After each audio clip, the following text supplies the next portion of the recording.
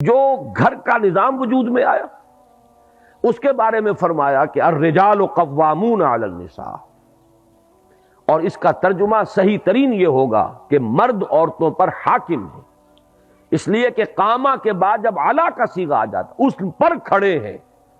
قائم ہے، قوام ہے، وہ تو مبالغے کا صیغہ ہے، قائم سے کھڑا ہونے والا، قوام بہت قوت کے ساتھ کھڑا ہونے والا،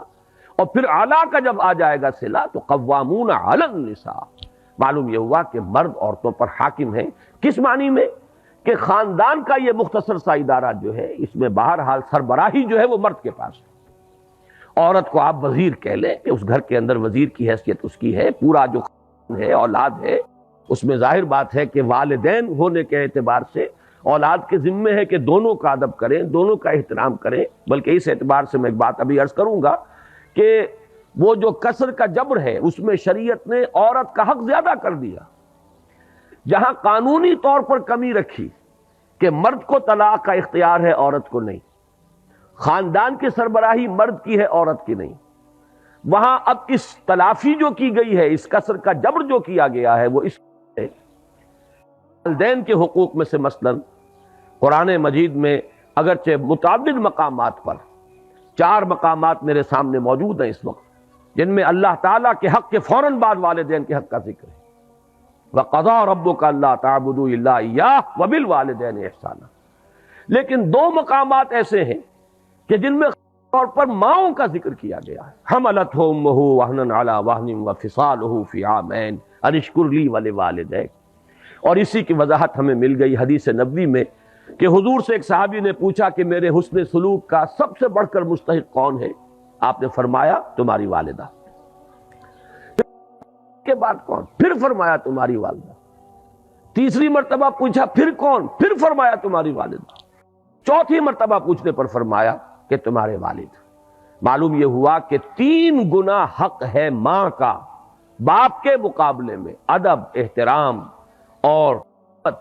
اس دلجوئی، اس کے اعتبار سے گویا کہ یہ وہ کسر کا جبر ہو رہا ہے کہ قانونی اعتبار سے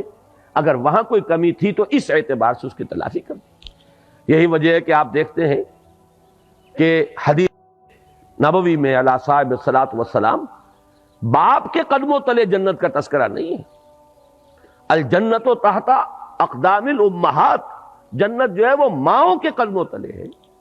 اس کو بھی آپ اسی کے حوالے سے سمجھ لیجیے۔ یہ وہی توازن پیدا کیا جا رہا ہے۔ اسی توازن کی ایک اور شکل ہے کہ بیٹوں کی پرورش پر کسی اجر و ثواب کا کوئی خاص تذکرہ نہیں ہے، یہ تو ٹھیک ہے، ایک انسان اپنی اولاد کو یہ سمجھتا ہے کہ اللہ کی عطا ہے، اللہ کی دی ہوئی چیز ہے، اور اس کا جو بھی حق مجھے ہے اس کے لیے پالنے کے لیے، پوسنے کے لیے، اس کی ضروریات پوری کرنے کے لیے، وہ چاہے بیٹا ہو چاہے بیٹی ہو، اس کے لیے وہ بھاگ دوڑ کرتا ہے یہ سمجھ کر کہ یہ اللہ کی طرف سے مجھ پر ذمہ داری عائد کی گئی ہے، تو خواہ وہ بیٹا ہو خواہ بیٹی ہو، دونوں کے اعتبار سے اجر ملے گا انسان کو۔ ویسے یہ کہ طبعی محبت کے تحت تو جانور بھی اپنے اولاد کی پرورش کرتے ہیں اور خبرگیری کچھ کرتے ہیں، انسان میں وہ اللہ تعالیٰ نے بہت ہی زیادہ مادہ رکھ دیا ہے، لیکن یہ ہے کہ اس میں اگر انسان یہ سمجھ کر رہا ہو کہ یہ در حقیقت اللہ کی عائد شدہ فرض ہے مجھ پر جو میں ادا کر رہا ہوں، یہ اللہ کی امانت ہے میرے پاس۔ یہی وجہ ہے کہ جو اولاد بچپن میں فوت ہو جاتی ہے اس کی نماز جو آپ پڑھتے ہیں، دعائے جنازہ جو اس میں مانگتے ہیں، اس میں کیا ہے؟ اللہم اجعلہ لنا فرطن واجعلہ لنا اجرا وذخرا واجعلہ لنا شافعا مشفعا، پروردگار یہ بچہ تو نے مجھے دیا تھا، تیری امانت تھی،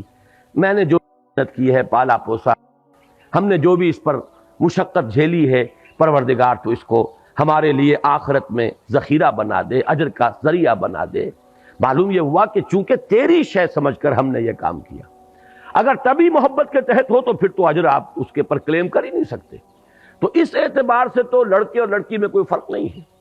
لیکن یہ کہ آگے چل کر ساری احادیث کے اندر لڑکیوں کے پالنے پوسنے کے بارے میں ہے،